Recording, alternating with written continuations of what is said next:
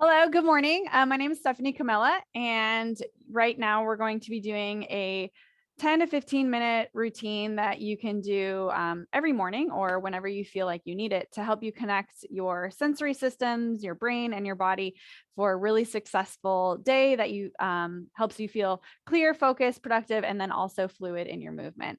The idea is that we're going to integrate our senses and then do a little bit of movement to consolidate all that sensory input and information into our bodies. You will need some sort of ball to work through the bottom of your foot. Tennis balls work great. If you don't have a tennis ball, you can try using a soup can, but the little softness that a tennis ball gives you is great. I have this special ball. It's called a Franklin ball if you're interested. And then secondly, you'll need a ball or object that you can toss around to yourself. If you write letters or numbers on it, that will integrate your eyes even a little bit more when we read the letter or numbers off. But you can use a pillow, you can use your tennis ball too. I like a little bit bigger ball that forces me to catch the ball with both hands so that we integrate right and left sides of the body. All right, I know that was a fast introduction, but let's just go ahead and get into it. So first we're going to be waking up some of the more sensory areas of our body, like the hands and the feet, okay? So we're gonna take our tennis ball and let's get the camera where we want it. We're gonna take the tennis ball and it's gonna come right underneath your foot. And of course you can do this holding on to something for balance. And you could do this in the chair as well, but the pressure on through the limb is good. So we're going to go ahead and just place the ball underneath your foot and we're just going to pump. And right here, we're going to try to let the bones of your foot ooze around the ball, stretching all of the individual joints in the bottom of your foot. Good. And then start to migrate that ball. I'm just going to turn so you can keep seeing, but you can stay put. We're just going to migrate the ball down towards the heel. And so maybe it's not on the heel, but right in front of the heel, maybe right kind of in the back part of the arch. Plant your ball of your foot down on the ground and just wiggle your heel around. This is the like stamping out a cigarette move. I think of Sandy from Grease at the end of the movie. And then good. And then go ahead and just pump through a few more times. And with the ball on the bottom of your feet, you're stretching the bones in the foot, the 26 bones that you have in your foot. And we're also bringing some fluid pumping. So it's kind of like a massage for the foot, especially if you are having a hard time reaching your own feet. This is a great way to get a little foot massage. And particularly if you have a texture on your ball, we're bringing some sensory input to the bottom of the foot so that you can better sense the end point of your body, which means you're probably going to use it more. So if you can feel it and you become aware of it, you're probably going to be able to use it more.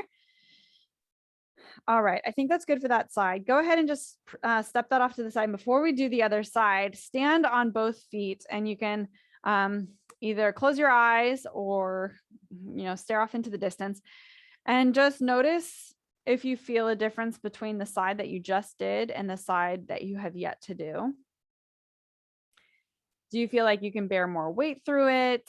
Do you feel more connected into the ground? Do you feel like your foot is wider? Maybe you have a bigger base of support.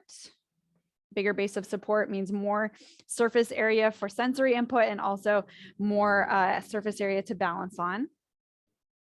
Good. And if you said yes to any of those things, then it's worth doing the other side. So go ahead and bring the ball to the other foot. And we're just going to place it sort of underneath the ball of the foot. And again, just letting the bones ooze over the top.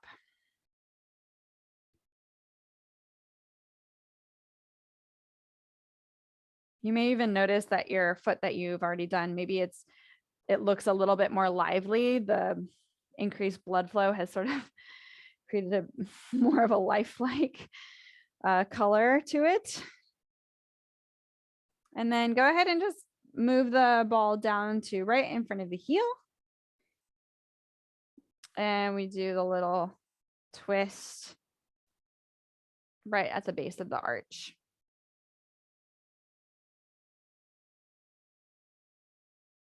And as you're going through some of these sensory inputs, take your brain to what you're actually feeling underneath the foot.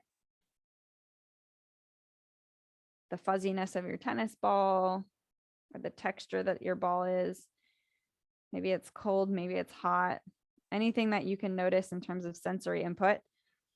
And then go ahead and just mash through any other parts that need another visit.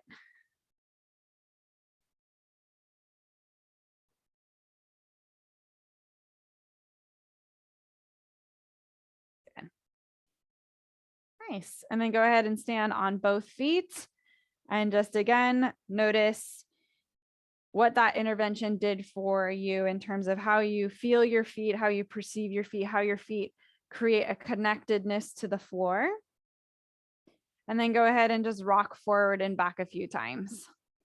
So we create sensory input, and then we introduce a movement that uses that sensory input and integrates it into a functional task, like maybe coming up onto your toes or pushing off through your feet.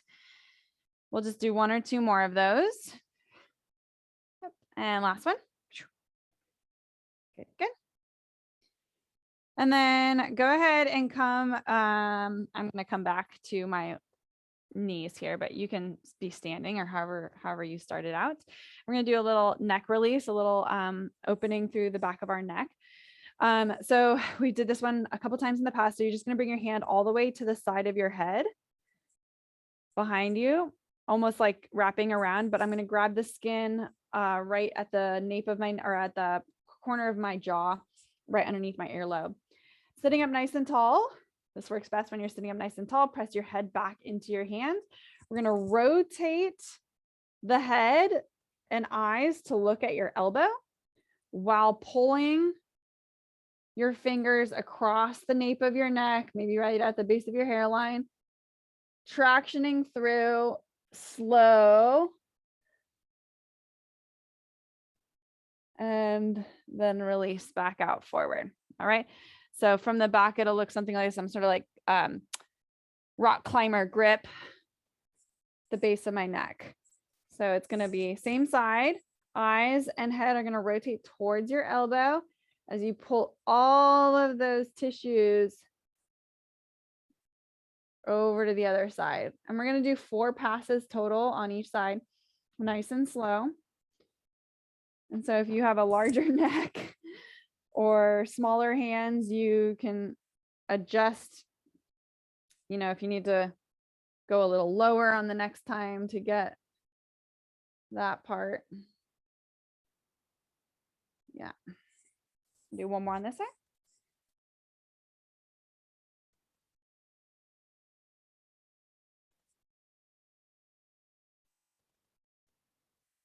Good.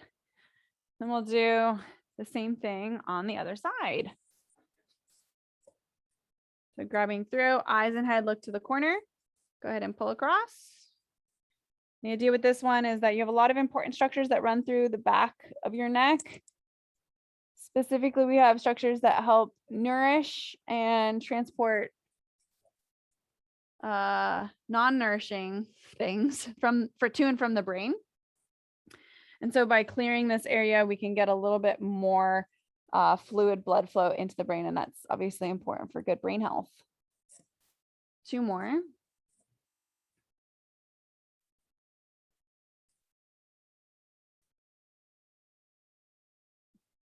Good. I'm going to do one more time. This side feels good.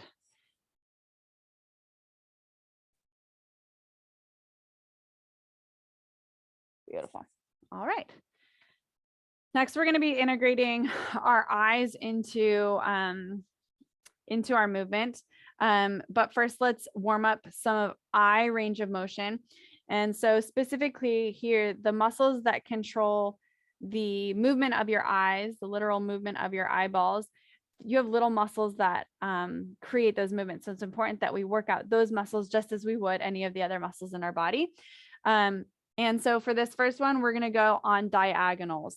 So if you have your finger in front of you, following the tip of your finger, we're going to move your finger up to the upper left quadrant. And your eyes are going to track your tip of your finger and then tracking your finger down to the lower right quadrant. Now, if your eyes are not used to doing this, you may move your head, and I don't want you to move your head. So take your other hand and grab onto your chin so that your head stays stationary and just your eyeballs move into the upper right quadrant and then down to the upper or lower. Yes, I'm just going to let you decide what side of the body that's on, right versus left. Stay on the same diagonal for 8 to 10 repetitions. And we want to go slow enough that you can really stretch your eyeballs to the corner of your face, the corners of your face. And if you feel eye strain, you're doing it right. It should not be comfortable. All right. If it's comfortable, you're not going to be inducing any sort of change in your nervous system. So we want to push that a little bit. With that being said, if your nervous system, you start to feel dizzy or faint or nauseous, that's just nervous system overload. You just take a break, close your eyes, lay down on the ground or lay back in your chair. That's a normal response. Good. I'm going to do one more on this diagonal. So somewhere between 8 and 10 passes.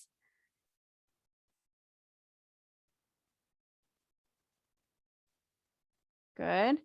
And then once you finish your 8 or 10, just blink 10 times. Just to give yourself a little shakeout. Yeah, the nervous system goes, whoa, that's crazy. All right, so we're going to do the same thing on the other diagonal. So again, I'm going to have one hand on my chin to make sure that I'm not moving my head around. It's really eyeball movement. And we want your finger to be relatively close to your face. So just for reference, I'll turn to the side. I'm about this close. I'm about maybe like less than a foot away from my face. Okay. All right, here we go. We're going to go up on the diagonal. Really pull your eyeballs to the corner. And then down to the side. Good. And again, 8 to 10 passes. Go nice and slow and maybe even take a pause in those endpoints to really say, okay, like, did I actually hit as far as I can go there?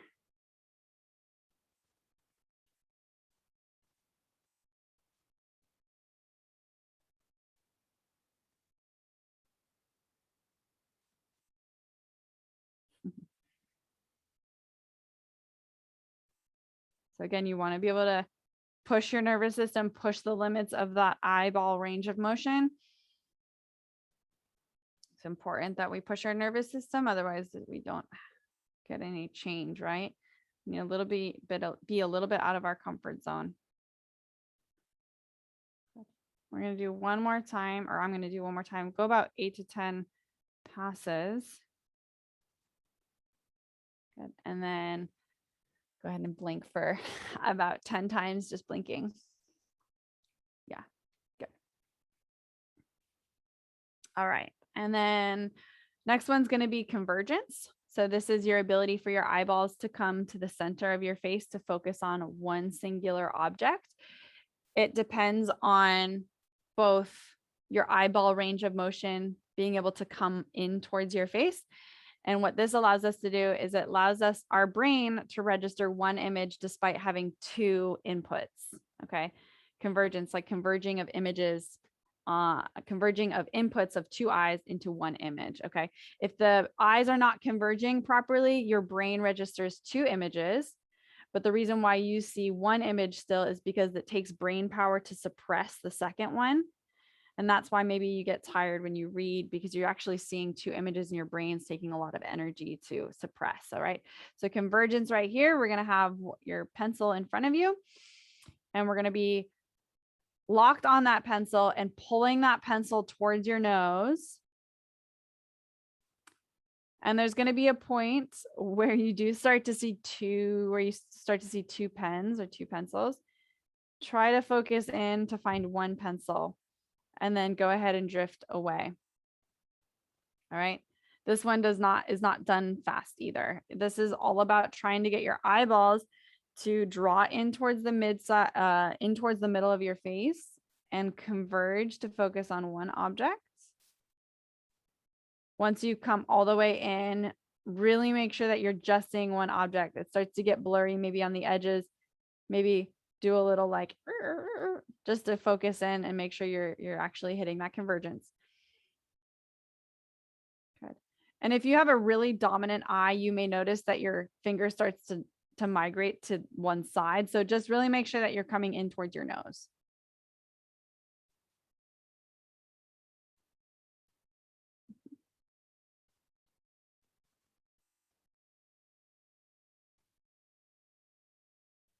Good. And I really like to look at convergence as a sign of communication between right and left, cooperation between right and left.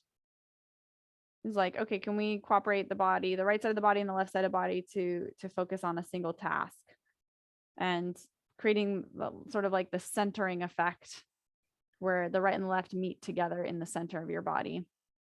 Let's just do one more pencil push up here.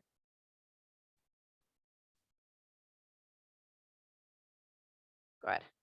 And then go ahead and blink 10 times or so. All right. We're going to grab your object that you're going to throw. I like using my Letterball, my brain speed ball. It's big enough that I can catch it with both hands, so it requires that right-left cooperation. If you know how to play Letterball, go ahead and play. Otherwise, I'm going to give you a little quick tutorial on how to play Letterball if you want that refresher. All right, so what we're going to do here with the object is we're just going to pass it up and catch it to ourselves. The important thing here is, number one, that you catch the ball. So enough hand-eye coordination to be able to catch the ball. What's great about that convergence drill that we just did is that convergence drill allows our eyes to track an object coming towards us and converge on it. And so that we can catch it with both hands. Okay, so we can track something flying through space and know that we're catching it through both hands. Okay. Secondly, we're going to start to make those tosses a little bit wild. So kind of throwing them all over the place, making your body move. Maybe you need to step away from where you're standing in order to catch the ball. Try to catch the ball in different places relative to your face. So maybe you catch the ball off to the right side. Make sure that your eyes are tracking that ball, even though you're catching it to the right side of your body. Then you catch it to the left side. So this is another way to get some eye tracking and movement and stretching of your eyeball muscles, pulling your eyes to different areas of your face as the ball lands in your hands. Okay. If you have letters or numbers on the ball, you can say those letters or numbers out loud. It just reinforces that you're actually looking at the ball. It really proves to you that you are looking at the ball and you are tracking that ball. So I'd go X, 1, 9, Z, so on and so forth. Okay, let's go 3 more tosses.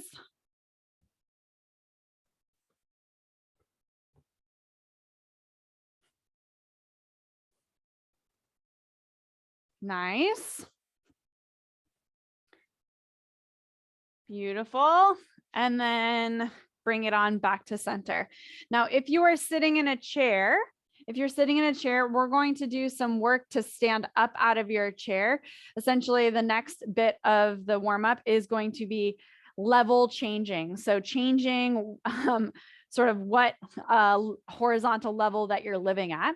So if you're sitting in a chair, you're going to be doing sit to stands out of your chair, just pushing up to stand up. And if you're standing up already, we're going to do what's called cowboy squats. So you're going to have one foot forward of the other. So you're in a little bit of an offset. If you need a wall to hold on to for balance or a chair, grab that. We're going to come down as far as you feel like you can. Maybe you touch the ground, maybe not, and then stand back up. Okay, so you're going to come down as far as you can and then stand back up. Okay, use balance tools if you need to. And we're going to do about 20 seconds on one side and 20 seconds on the other. If you're doing normal sit to stands from your chair, you're going to go for 40 seconds total. Okay, try to keep your eyes locked on something in front of you, which is then a little bit of a vestibular drill where your body is moving in space, but your eyeballs are staying steady. Okay. We're going to do maybe one more. And then if you're doing your offset cowboy squats, we're going to switch sides. Gets the body warmed up a little bit too. Yes, good morning. About 20 seconds here as well. Again, your eyes are going to be locked on something and you are moving up and down about that thing. Nice job. Good. We'll go for about 10 more seconds.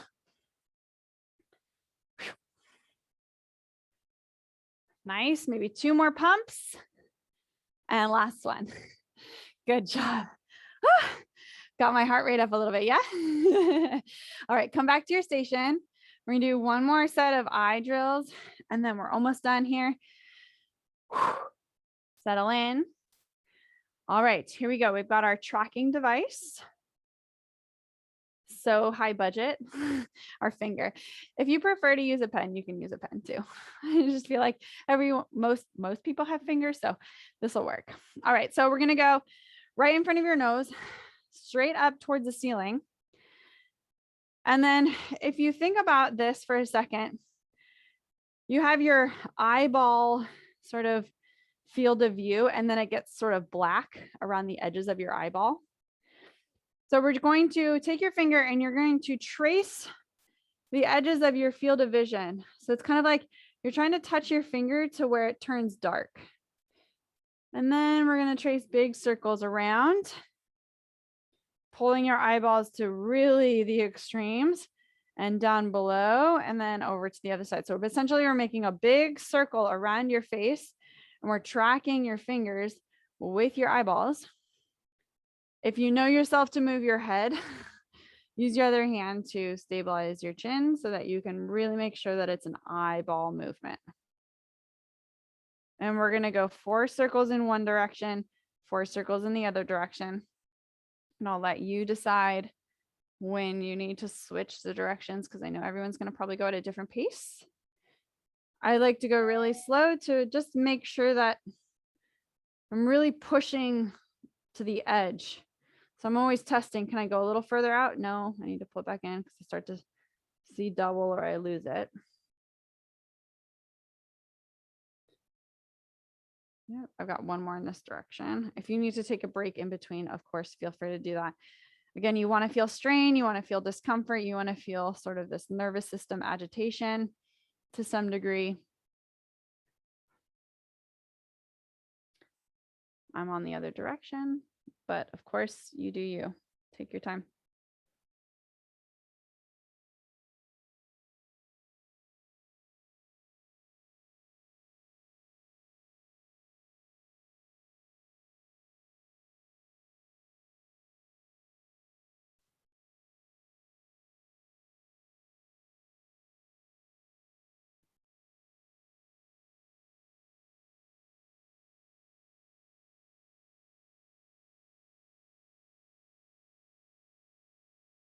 Good. I'm just finishing up that last one.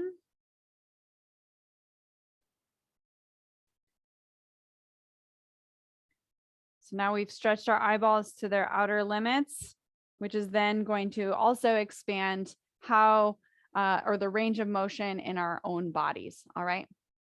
If you are not already on the floor, go ahead and come down onto the floor. We also need that tennis ball again. We're going to stretch our hands just like we stretched our feet. If you're not coming onto the ground, you can do this drill with your on a desk or a table, just standing and then pressing on a desk.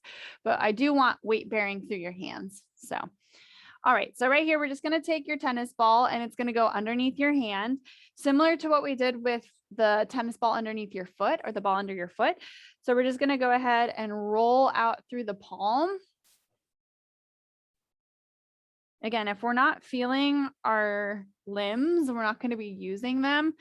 And feet and hands are a nice bang for your buck because it's the end of your limb. And so likely if you feel the end of your limb, you're probably going to feel most of the areas in between from your brain to the end. So the end points, we just activate a little bit through some sensory. Go ahead and roll through the thumb and then through the index finger, through your middle finger, through your ring finger, and then also your pinky finger. And then I like to just smash a little bit. I put some weight through it. especially stretching out through your thenar or the thumb pad, this thickening of your thumb pad, really sort of kneading that out. You can think of your muscles like, I guess, bread dough kind of pushing out. Good. And then go ahead and place both hands on the ground and just take a quick moment to notice if you feel a difference on one side versus the other. Maybe you have sort of more ease in the wrist on the side that you just did. Maybe your fingers are a little bit wider on the ground. And then it's likely worth doing the other side. Go ahead and smash that ball through the other hand.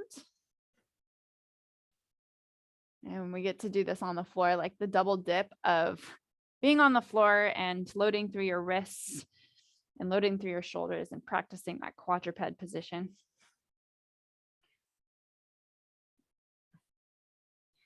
And then getting through all of your individual fingers, thumb, middle finger.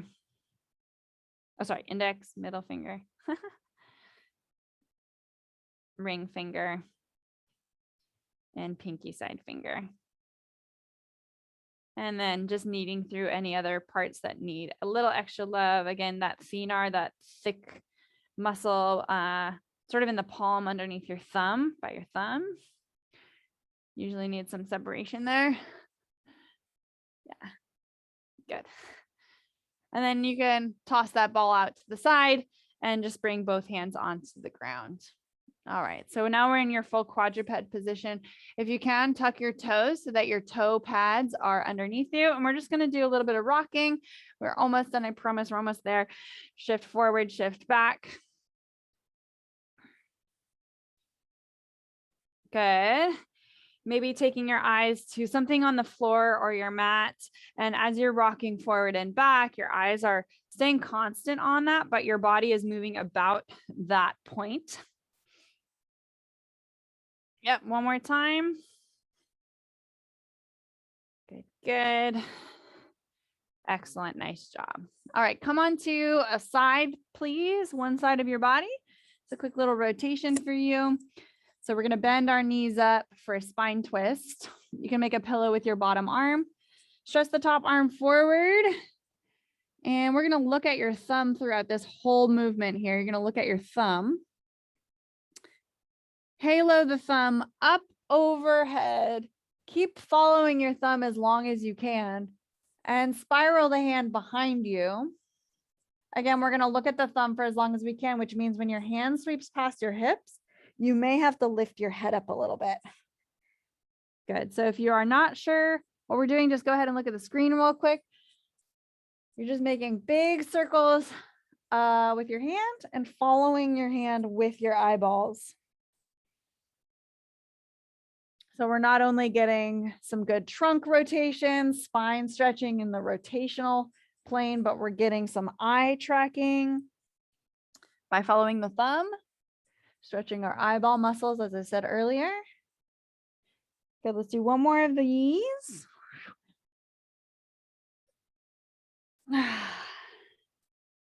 Lovely. And then go ahead and switch to the other side. You can either just roll and face away from me, or you can flip your legs around. It's the exact same thing. So no surprises if you need to turn away from the screen.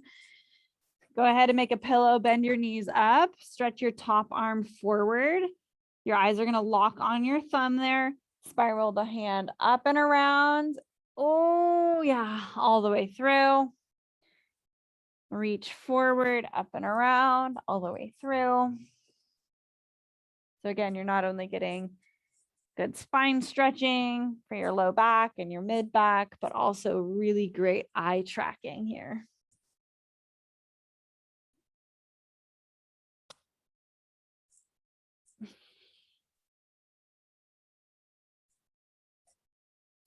Good, two more.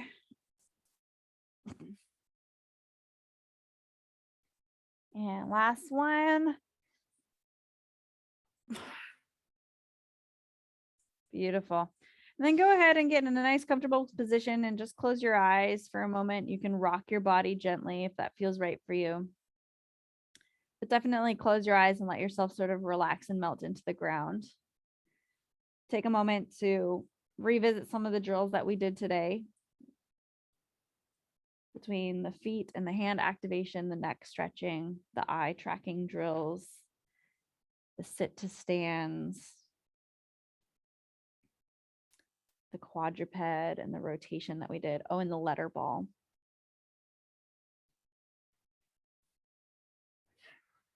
And just letting some of that movement solidify into your brain and body from just a temporary experience to a long-term storage place.